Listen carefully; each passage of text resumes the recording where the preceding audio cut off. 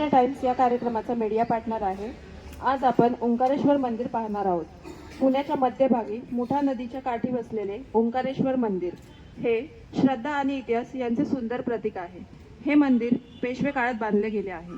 हे मंदिर ऐतिहासिक आणि वारसा स्थळ म्हणून ओळखले जाते। सुंदर शिखर, दगडी बांधकाम आणि शांत वातावरण ही खास वैशिष्ट्ये आहेत। शहर आणि सगळ्यांना नमस्कार।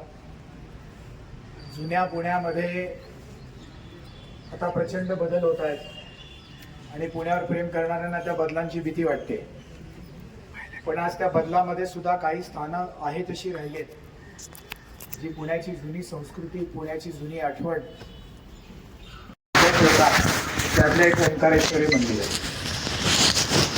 ओंकारेश्वराला पुणेकरांच्या आयुष्यामध्ये अविभाज्य स्थान आहे। पूर्वीही होतं, आज इथलं स्मशान हल्ला असलं तरी सुद्धा स्थान आहे। पूर्वी तर लोकांना हा इलाजच नव्हता, सगळ्यांचा शेवट इथेच व्हायचा। निम्म्या गौऱ्या ओंकारेश्वरावर गेल्या ही म्हण पुण्यात प्रचलित मराठी भाषेला जी दिलेली आहे ती या देवस्थानी दिलेली। स्मशान महादेव असल्यामुळे अत्यंत जागृत आहे। जे इथे उपासना करायला येतात किंवा नित्य दर्शनाला येतात त्यांना ती अनुभूती येते। इथे पिढ्यानपिढ्या दर्शनाला येणारे लोक आहेत। ओंकारेश्वराची उभारणी 1736 साली ओंकारेश्वराच्या उभारणीला सुरुवात झाली ऑक्टोबर महिन्यामध्ये। आपल्या इथे तुम्हाला माहिती असेल ऐकून की शनिवारवाड्यामध्ये जे रेकॉर्ड होतं ते ब्रिटिशांनी सांभाळून ठेवलं आणि पुढे ते बावडेकर वाडा, नाना वाडा इथे हलवलं। पुढे आयनॉक्स टॉकीजच्या अलीकडे एक बिल्डिंग बांधली, ज्याला पूर्वी पेशवे दफ्तर ॲलिनेशन ऑफिस म्हणत असत, आता पुणे आर्काइव्ज असं म्हणतात। तिथे शनिवारवाड्यामधल्या ऑफिसचे अनेक कागद आहेत, देशभरातनं ब्रिटिशांनी जमा केलेली पण रेकॉर्ड्स आहेत। तिथे पेशव्यांच्या रोजकीर्ती आहेत आणि त्या प्रत्येक पेशव्याच्या दिवसात काय झालं ते त्यात नोंदवलेलं असतं। तिथे सगळ्या आर्थिक, प्रशासकीय आणि राजकीय नोंदी असतात। वैयक्तिक नोंदी खूप कमी सापडतात। त्यामध्ये रोजकीर्तीमधली नोंद आहे, गाय उतारी नवे शिवालय करविले। इथेच देऊळगाव आणलं ते प्रत्यक्षात त्यांच्या ताब्यात खूप मोठा प्रदेश पेशव्यांकडे आलेला होता। मी शाहू महाराजांची रोजकीर्ती आहे त्यामध्ये अगदी एक सिनेमाच्या तिकिटा एवढा एक कागद बघितलेला आहे। पूर्वी सिनेमाला तिकीट असायची, आता तरुण पिढी ऑनलाईन जाते त्यामुळे त्यांना माहिती नसेल। बाळाजी विश्वनाथ यास पुणे देणे आहे, हे छोट्याशा चिठ्ठीवर त्यांनी पुणे देऊन टाकलं होतं। प्रत्यक्षामध्ये त्याची सनद व्हायला खूप नंतर बरीच वर्ष लागली असं मी वाचलंय। पण एवढा सगळा पंतप्रधान होती ही लोक, मग एवढा सगळा प्रदेश ताब्यात असताना विठ्ठलवाडीपर्यंत म्हणजे पुण्याविषयी बोलायचं तर पुढपर्यंत नदीकाठ होता, ही तेच मंदिर का बांधलं? त्याचं उत्तर गाय उतारी नवे शिवालय करविले। इथनं गायी पाण्यासाठी खाली उतरायच्या नदीला आणि गायी तिथनं रोज जातात, त्यामुळे तो भाग पवित्र असं म्हणून या इथे नवीन शंकराचं मंदिर त्यांनी बांधायला सुरुवात केली 1736 ऑक्टोबर। आणि 1738 साली आषाढ शुद्ध त्रयोदशी या दिवशी इथे शिवलिंगाची स्थापना केलेली आहे। 1.5-2 वर्षात मंदिर पूर्ण झालं। शिवलिंगामध्ये जो उभा भाग असतो त्याला बाण असं म्हणतात आणि आडवा भाग जो असतो त्याला शाळुंखा असं म्हणतात। दोन्हीचं मिळून शिवलिंग होतं आणि त्याचं शास्त्र असं आहे, 2/3 भाग शिवलिंगात खाली गेला पाहिजे आणि 1/3 दिसला पाहिजे। 2/3 मध्ये सगळ्यात खाली जो 1/3 असतो तो ब्रह्मभाग असतो, ब्रह्मदेव। मधला भाग विष्णू असतो आणि त्याच्या वरचा भाग हा शिव असतो। याचं प्रमाण जर का बदललं तर त्या शिवलिंगाची फळं वेगळी मिळतात। नर्मदेमध्ये जे ओव्हल शेप दगड मिळतात ते आजही मिळतात आणि भारतातली बरीचशी शिवमंदिरं ही नर्मदेतला बाण आणि बाजूला शाळुंखा, आडव्या बाजूला शाळुंखा म्हणतात, अशी तुम्हाला मंदिरामध्ये अनेक ठिकाणी सापडतील। तुम्हाला ते डिस्टिंक्ट कळेल की मधला दगड हा नर्मदेतला बाण आहे। नर्मदेतला बाण स्वयंभू असतो, आणि त्याच्या स्थापनेला कुठले नियम नसतात, कारण तो स्वयंभू असतो. पण तुम्हाला स्वयंभू बाण न आणता शिवलिंग करायचं असेल तर मी तुम्हाला सांगितलं तसे त्याचे ते शास्त्र आहे, नियम आहे. परंतु हा बाण नर्मदेतनं आणलाय आणि त्या नोंदीत स्थापन केल्याची जी नोंद आहे त्यामध्ये असं म्हटलंय की बाण आणणाऱ्याला 500-700 रुपये दिले असे. म्हणजे ते 500 ते 700 रुपये त्या माणसाला ज्यांनी नर्मदेतनं बाण आणलाय. कसा बाण आहे? बाण थोर उत्तम लक्षणयुक्त असा तो बाण आहे आणि त्यामुळे आणणाऱ्याला 500 ते 700 रुपये दिलेले आहेत, ज्यावेळी सोनं 15 रुपये तोळा होतं. म्हणजे आज तुम्ही कॅल्क्युलेट करू शकता. कामाची उज करणी शिवराम भट चित्राव यांचकडे दिली असे. सगळी जबाबदारी असे त्या नोंदीत आहेत. त्या कोणाला हव्या असतील तर मी दाखवू शकेन. आज चित्राव भटांचे वंशज धनोत्तम लोणकर जे या ट्रस्टचा बरीच वर्ष कारभार सांभाळत आहेत ते आज आहेत. त्यांनी गेल्या काही वर्षात सगळा चेहरा मोहरा बदललाय. कळसाची अवस्था फार वाईट होती, ते पण त्यांनी करून घेतलंय.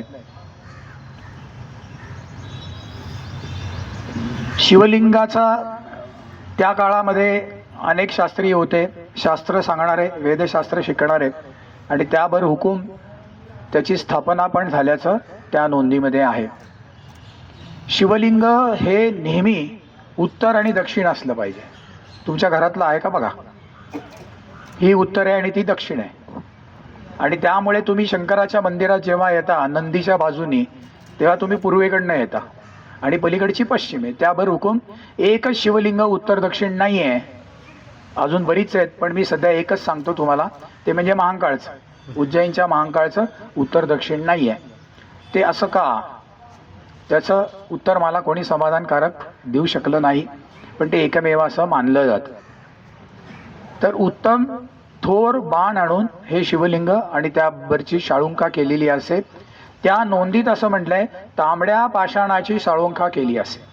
तुम्ही आज जाऊन दर्शन घ्या, तुम्हाला अजूनही ती खालची शाळुंका जी आहे, शाळुंका पार्वतीचं प्रतीक असते, ती तुम्हाला तांबड्या पाषाणाची दिसेल. आणि वरचा बाण नर्मदा बाण जो आजही दिसेल, जो 1738 पासनं आजपर्यंत उत्तम स्थितीत राहिलाय. आणि त्याचं मोठं कारण असं आहे की गाभाऱ्यात सगळ्यांना जाता येत नाही. गाभाऱ्यात लोक गेली की नाही ते प्रकार करतात, मिठ्या मारतात, पाप्या घेतात. इथले पुजारी मी येतो रोज, त्यामुळे सांगितलं पुजाऱ्यांनी, एक बाई आत गेली परवानगी नसताना, तिने शिवलिंगावर कापूर ठेवला आणि काडी लावली. हे तुम्हाला काही देवाविषयी भाव नावाची गोष्ट आहे की नाही? भाव नसेल तो दगड आहे. गुलाबराव महाराज नावाचे मोठे संत होऊन गेले, माऊलींचे संत होते, अंध होते. आळंदीला गेले, कोणीतरी माऊलींना आंघोळ घालत होतं आणि त्या माणसाच्या हातात अंगठ्या होत्या. गुलाबराव महाराज म्हणले, हळू घाला, माऊलींना सल्ले बोचतील. सल्ले म्हणजे अंगठी. आता ते समाधीच्या वरचा भाग आहे आणि माऊली खाली आहेत. तुमची भावना पाहिजे की तिथे देव आहे. तुम्ही तुमच्या डोक्यावर ठेवा बरं कापूर, किंवा हातात ठेवा बरं, कसं होतं. पण अक्कल नावाची गोष्ट नसते कशी, हे लोक कशी असतात ते तुम्ही या देवाला बघायला. काही लोक इथे येऊन घंटा वाजवतात, मला खात्री पटते की याचा कुल्फीचा धंदा आहे. मग काही लोक अशी घंटा वाजवतात की गॅरंटी होते की हा शाळेत शिपाई असेल आणि रोज शाळा सुटायच्या आधी आणि नंतर घंटा वाजवत असेल. लोक इथे ध्यान करतायत, जप करतायत. तुम्ही काळजी घेतली पाहिजे. आगमनार्थ तू देवानाम, गमनार्थ रक्षसाम, कुरु घंटे तव मधुरध्वनीम. देवांच्या आगमनांसाठी, राक्षसांच्या जाण्यासाठी घंटे तुझा मधुर आवाज कर, असं ते श्लोक आहे. तुम्ही ठाणा ठाणा ठाणा म्हणजे, पण तुम्ही इथं येऊन बघा, तुम्हाला खूप नमुने दिसतील. पु ल देशपांडे इथं आले असते तर तुम्हाला अजून त्यांची 2-4 पुस्तकं झाली असती. ओंकारेश्वर हे कायमच पूर्वापार उपासनेचं स्थान राहिलेलं आहे. रोजकीर्तीमध्ये मगाशी मी म्हणलं तसं पेशवे जेव्हा जेव्हा यायचे तेव्हा त्या दक्षिणा ठेवत असत. याचा कळस अत्यंत वेगळा आहे, किंबहुना मंदिरच वेगळं आहे. 12 ज्योतिर्लिंगांपैकी अनेक ठिकाणी तुम्हाला एवढी अंतर्गत प्रदक्षिणा वाट बघायला मिळणार नाही. पुण्याच्या पंचक्रोशीत तुम्हाला एवढं मोठं आणि प्रमाणबद्ध शिवलिंग बघायला मिळणार नाही. जेवढी उंची आहे तेवढीच त्याची रुंदी आणि लांबी आहे. कळस हा तुम्ही बघितलं तर मध्ये एक मोठा कळस आहे आणि बरोबर 8 दिशेला 8 कळस आहेत. असं म्हणतात की पानशेतचा पूर जेव्हा आला तेव्हा मधल्या इकडच्या लोकांनी उठल्यावर बघा, अगदी वरती 4 बाजूला 4 साधू आहेत, त्यांच्या दाढीला पाणी लागलं होतं, एवढं पाणी होतं. कळसाचं अजून एक वैशिष्ट्य असं आहे की कळसामध्ये कीर्तिमुख आहे. कीर्तिमुख म्हणजे काय असतात, एक चेहरा असतो राक्षसाचा. की बाणासूर नावाचा राक्षस होता आणि त्याला शंकरांनी निर्माण केलं वाईट शक्ती खाण्यासाठी. त्या वाईट शक्ती खाल्ल्यावर तो महादेवांना म्हणायला लागला की आता मी काय खाऊ. तर देव त्याला म्हणले की तू स्वतःचं शरीर खा. मग ते त्याने खाल्लं आणि चेहराच राहिला. तेव्हा त्याला वर दिला की तुझा देवाच्या आधी तुझं दर्शन घेतलं जाईल. त्यामुळे अनेक मंदिरामध्ये तुम्हाला पायामध्ये, उंबरठ्याच्या पायामध्ये कीर्तिमुख दिसतं. आणि पुण्यामध्ये इतकी सुंदर कीर्तिमुख आहेत ना की कोणी स्केचेस करत असेल तर एक छान पुस्तक होईल. बाहेर काळभोवा महाराजांची समाधी आहे, तिथं पण एक संगमरवराचं खूप छान कीर्तिमुख आहे. पण इथे तुम्हाला कळसामध्ये कीर्तिमुख दिसेल, हे एक अजून वेगळं पण आहे त्याचं. दत्तगुरूंची हातात घडी घातलेली मूर्ती आहे आणि एकदम सरळ सोंड असलेला गणपती आहे, तो सुद्धा तुम्हाला कळसामध्ये बघायला मिळेल. इतरत्र अशा मूर्ती 4 बाजूला 4 सिंह आहेत, इतरत्र अशा मूर्ती तुम्हाला बघायला मिळणार नाहीत. अंतर्गत प्रदक्षिणा वाट असल्यामुळे 12 महिने सुखाने तुम्ही प्रदक्षिणा घालू शकता. मी रोज येतो आणि मला फार आश्चर्य वाटतं की आता देवस्थाननी जिथनं पाणी पडतं तो रस्ता बंद केलाय का, तर लोक अख्खी प्रदक्षिणा घालतात. आणि 55-60 वय झालेलं असतं आणि तरी मी बघतो हे अख्खी प्रदक्षिणा घालतात. हिंदू धर्मात जन्माला येऊन तुम्हाला शंकराला कशी प्रदक्षिणा घालायची असेल माहिती नाही तर अवघड आहे. नंदी देवासमोर उभं राहायचं, डाव्या बाजूनी जायचं, जिथं पाणी पडतं ते ओलांडायचं नाही शिवलिंगावरचं, तिथनं परत यायचं आणि परत पाणी पडतं ते ओलांडायचं नाही. तिथपर्यंत तुम्ही गेलात की परत देवासमोर यायचं आणि तुम्ही देवासमोर उभा राहिलात की उजव्या हाताला मागच्या कोपऱ्यात जायचं, जिथे देवाचे चंडीश म्हणून गण असतात, तिथे जाऊन टाळी वाजवायची. ती टाळी का असते तर मी देवळातलं काही घेतलेलं नाही आहे, रिकाम्या हाताने आलोय आणि रिकाम्या हाताने चाललोय. या प्रदक्षिणेला सोमसूत्री प्रदक्षिणा म्हणतात. असं का म्हणतात तर शिवलिंगावरचं पाणी ज्या कुंडात पडतं त्या कुंडाला सोमसूत्र असं म्हणलं जातं आणि ते ओलांडायचं नसतं, म्हणून त्याला सोमसूत्री प्रदक्षिणा म्हणतात. आता कुठे अख्खी प्रदक्षिणा घातलेली चालते तर ज्या शिवलिंगामध्ये हरी आणि हर असे दोघंही आहेत, शिव आणि विष्णू दोघंही आहेत, असं शिवलिंग लिमयवाडीमध्ये आहे, तिथे तुम्ही अख्खी प्रदक्षिणा घातलेली चालते. इतरत्र आपल्याकडे महाराष्ट्रामध्ये अर्धीच प्रदक्षिणा पाऊण ती घालायची प्रथा आहे. कारण एकदा असेच 2 वेद शिकणारी मुलं होती, त्यांच्या वेशावरनं कळलं मला, अख्खी प्रदक्षिणा घालत होती. त्यांना म्हटलं काय तुम्ही असं केल्यावर कसं होणार. ते म्हणले नाही येत मराठी, हिंदीत सांगा. ते म्हणले आम्ही कर्नाटकमधनं आलोय, आमच्याकडे आम्ही अख्खीच प्रदक्षिणा घालतो. ते प्रत्येक याच्यानुसार आपल्याकडे वेगळ्या प्रथा आहेत. ओंकारेश्वराला पाऊस पडावा म्हणून दुसऱ्या बाजीरावांनी अतिरुद्र केल्याचे उल्लेख आहेत. रुद्र सगळ्यांना माहिती असेल, त्याचे 22 भाग आहेत, नमक आणि चमक. नमक 11, चमक 11. ते 11 वेळा म्हणलं की एकादशनी होते. 11 एकादशन्या केल्या की लघुरुद्र होतं. 11 लघुरुद्र केली की एक महारुद्र होतं आणि 11 महारुद्र केली की एक अतिरुद्र होतं. तर इथं अतिरुद्र सुद्धा केलेलं आहे आणि सातत्याने उपासना होत असल्यामुळे आणि महादेव हे स्मशानातच राहतात, त्यामुळे स्मशान महादेव पुरापार असल्यामुळे हे स्थान खूप जागृत आहे. इथे आसपास सगळीकडे पूर्वी समाध्या होत्या. म्हणजे माझ्याकडे मी तर फोटो बघितला आहे की आपण आता जिथे बाहेर चौकात उभे होतो तिथे चिमाजी अप्पांचं दहन झालेलं आहे. ज्यांनी मंदिर बांधलं अवघा खर्च वेच पेसवियांनी केला असेल, अशी ती नोंद आहे. ती आता देवस्थाननी बाहेर पण लावली आहे की चिमाजी अप्पांनी खसगीतनं बांधलं असं त्यांच्या रोजकीर्दीत लिहिलं आहे. आणि ते माझं मत नाही आहे, ते मी स्वतः वाचलेलं आहे. ज्यांना मोडी येतं त्यांना मी ते काढून पण देईन. 1357 रुपये सालिना ओंकारेश्वराला खर्चाला दिले जात असत आणि 1000 रुपये शिवरात्रीसाठी वेगळे दिले जात असत जुन्या काळात. आपलं मराठी राज्य होतं तोपर्यंत. इंग्रजांनी पुढे पुढे ते कमी करत, सगळ्याच देवस्थानचे कमी करत आणले आणि 47 सालापासून तर सगळा आनंदच आहे. मी फोटो जो बघितला आहे तो नामदार गोखल्यांचं सुद्धा इथं दहन झालं, सगळ्यांचंच इथं दहन व्हायचं आणि त्यांना बाहेरच्या चौकात आणलं होतं. तो फोटो आहे, तो इकडच्या बाजूनी काढला आहे आणि त्यामुळे समोरची आजही तो पिंपळ आहे तो दिसतो. उजव्या बाजूला शनी आणि मारुतीचं मंदिर आहे, त्याच्या कमानी त्या तिथे दिसतात. जिथनं तो फोटो काढला आहे तिथे काळबोळा नावाचे एक खूप मोठे सिद्ध पुरुष राहत असत आणि ते अक्कलकोट स्वामींचे शिष्य होते असं वाचायला मिळतं. ते अत्यंत सिद्ध होते, ते कोणालाही जवळ येऊन द्यायचे नाहीत. काळ आला असं सारखं म्हणायचे आणि जो जवळ येईल त्याला दगडं मारायचे. त्यांच्याविषयी, त्यांच्या सिद्धतेविषयी बऱ्याच गोष्टी मी वाचलेल्या आहेत. अगदी अलीकडे पांगारकर हे पुण्यातले जुन्या पुण्यातले एक प्रसिद्ध व्यक्ती होतं.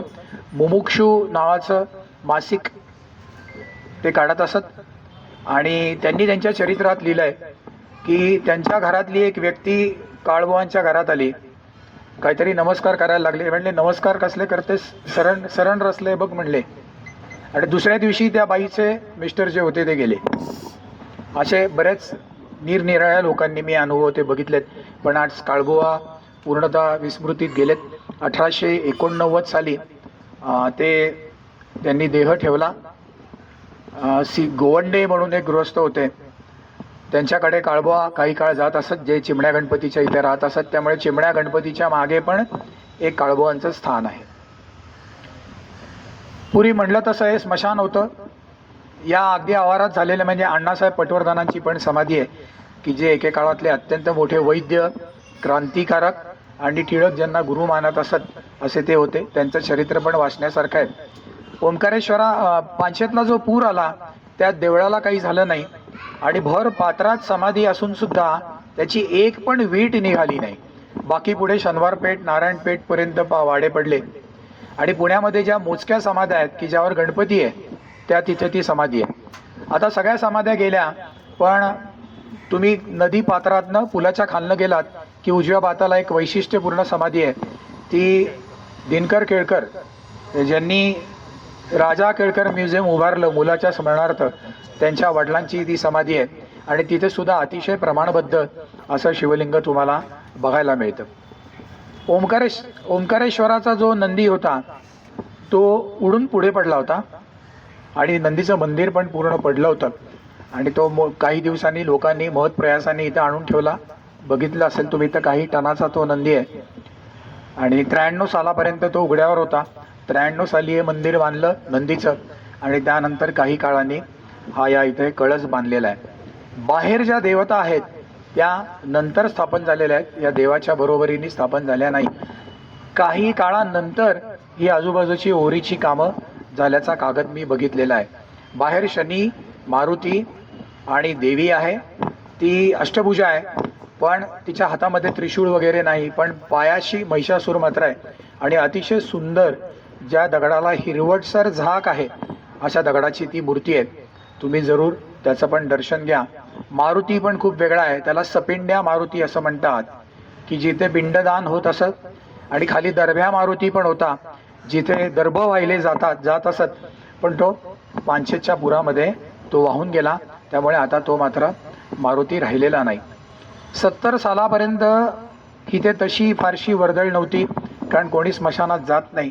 70 सालाच्या सुमारास इथे पूल झाला, इथलं स्मशान वैकुंठाला गेलं आणि ओंकारेश्वराला येणाऱ्या भक्तांची संख्या उत्तरोत्तर खूप मोठी होत चालली आहे.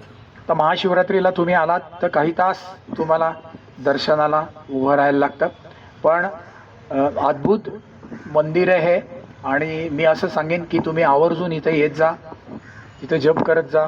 जर का तुम्ही ध्यान करत असाल तर थोडेफार डिस्टर्बन्स होतील, आवर्जून ध्यान करत जा. पण ध्यान म्हणजे काय आहे तर तुम्ही सगळं विसरून तल्लीन होणं हे आहे आणि ते तुम्हाला इथं नक्की शिकायला मिळेल. मी पूर्वी इथे येऊन जप करायचो, लोक आरडाओरडा ठणठण करायचे आणि मग मला जमलं, त्याच्याकडे दुर्लक्ष करणं मला जमलं. मग कोण लोक यायची आणि ती कोण आहेत हे कळल्यामुळे विचार तिकडे जायचे. मग मी डोळे मिटून बसायला लागलो. मग हे सगळं जमलं मला, डोळे बंद झाले, कान बंद झाले आणि आत गेल्या डाव्या हाताला मी बसायचो. मला जमायचं, लोक बोंब मारतात काही करू दे. एक दिवस काय झालं, एका माणसाने माझ्या शेजारी एक पिशवी आणून ठेवली आणि त्यात वडापाव होता. मग मला कळलं की नाकावर काही आपल्याला अजून जमलेलं नाहीये. तर असं इथे येऊन तुम्हाला त्या ज्ञानेंद्रियांवर तुम्हाला आजूबाजूची लोक कंट्रोल मिळवायला मदत करतील. त्यामुळे आवर्जून तुम्ही तिथे या. आणि अतिशय जागृत असं स्थान आहे. ओंकारेश्वराला झालेली एकमेव माझ्या माहितीतली एक दुर्घटना अशी आहे की दुसऱ्या बाजीरावची एक बायको ओंकारेश्वराच्या देवळात साडी दिव्यावर पडली आणि त्यामुळे तिचा इथं मृत्यू झाल्याची सुद्धा एक घटना आहे. आणि इथं आवर्जून बघण्यासारखी म्हणजे पेशव्यांच्या घराण्यात ज्या 2 बायका सती गेल्या त्यातली एक सतीची समाधी बाहेर अशी आहे. ही आपली माहिती आहे. आता आपण आज जाऊन दर्शन घेऊ. तुम्हाला कळस पण बघता येईल आणि बाहेरच्या पण गोष्टी बघता येतील. कोणाला काही प्रश्न असेल